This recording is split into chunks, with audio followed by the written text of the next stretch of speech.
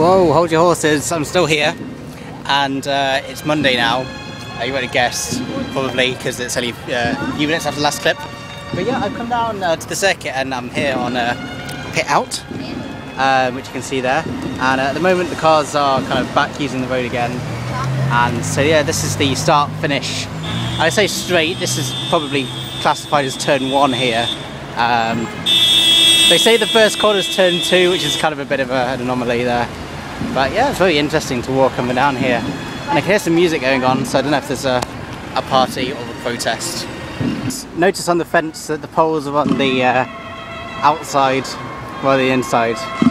And here we go, here's some music. What is this for?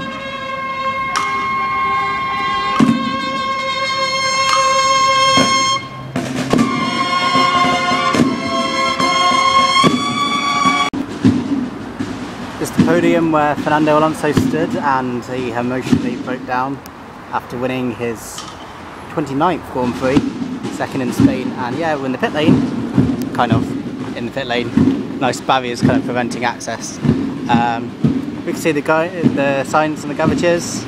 Mark Webber, Sebastian Vettel, Lewis Hamilton, Jenson Button, Felipe Massa, Michael Schumacher. Notice the Alonso sign seems to have disappeared. That's not a massive surprise. That'd be a nice present though, nice trophy. Down here at the medical centre, this is where Timo Glock would have spent quite a bit of time. He was unwell during the race weekend. Something I'll point out here is I've kind of walked quite far. Oh, by the way, I picked up some marbles, which is quite good. I don't know whether they're from Formula 1 or from GP2. Anyway, I walked down the entire start-finish straight, and these are the support garages. And one of the turns, I'm not sure which one, is very close to the final turn.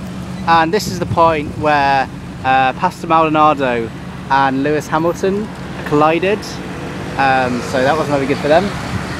And sadly, Hamilton would have just ended up here in a wall. Not very good. These black bits of rubber by the side of the track are known as the marbles. And this is the braking zone for one of the corners. And on turn in, and I'm braking, the tyre rubber shreds off the tyre and it all collects at the side of the track. So they race on the right hand side and leave the left hand side clean, and that's where the overtaking moves are made.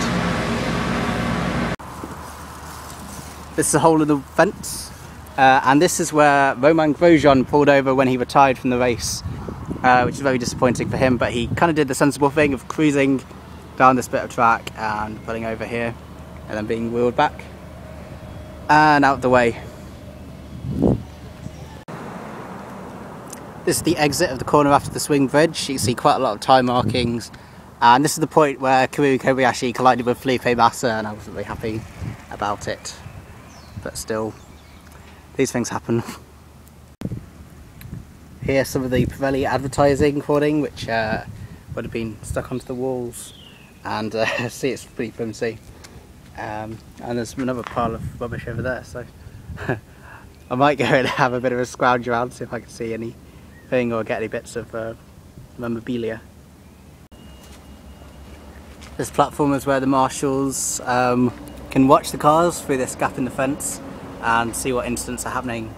For example, here in Saturday's GP2 race, there was a car that went flipping over and over on its lid, and that sort of thing is what the marshals are required to intervene on. Here, turned on its side, is the swing bridge, and yeah, it's kind of weird seeing kind of the track descend into a fence when just a day ago cars were flying over here and well, driving. They weren't flying in the GP2 race until just after this bit of track. I was wondering what this black line on the track is coming down from the bridge, and it's I think it's the DRS activation. Oh, sorry, yeah, so where you can activate your DRS. Going down the straight.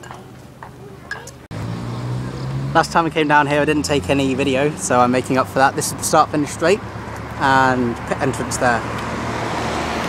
Lots of people are jogging the track tonight. It's a very good way, or cycling. Good way to see what's going on. So yeah, I just sweep round to pit in. You're not supposed to walk up and down it, and no one is at the moment, but there it is. It's not very long. This is the exit of turn 2, and this saw quite a lot of incidents, especially in the GP2 race, because one car went into this barrier and then 3 cars piled into the back of it, and also Alonso squeezed past here to get past Grosjean in the Formula 1 race. But now it's all kind of fenced off and can't go down there. But I'm hoping to rejoin the track later. I'm pretty confident I'll be able to do that.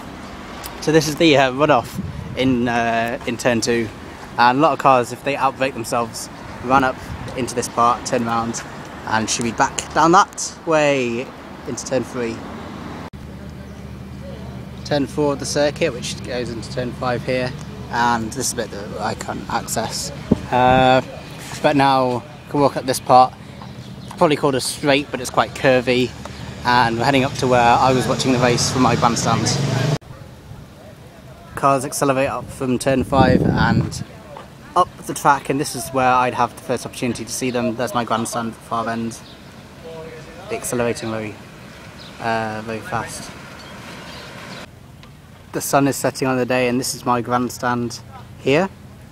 This is roughly where, over here is where the debris from Bruno Senna's wing cleared the fence and went into the stand, which was quite scary when he collided with Kobayashi. I think it's Kobayashi about here. It's the Sauber, maybe it was Perez.